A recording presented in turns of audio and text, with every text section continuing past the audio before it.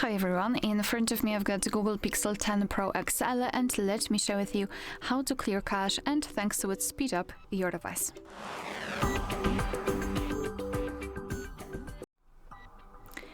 So all you have to do is to go to the settings.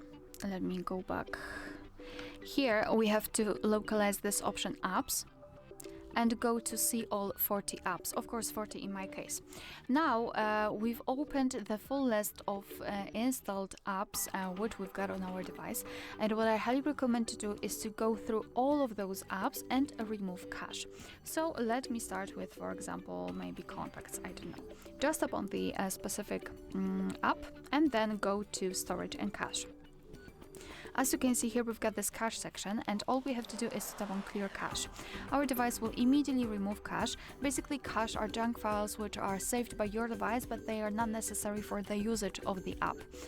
So I highly recommend clearing the cache. I do not recommend tapping on clear storage unless you wish to use a brand new app without any kind of information or data. So this is how to clear cache, and as I said, go through all of those apps listed right here and clear cache wherever you can, especially from those apps which you're using frequently.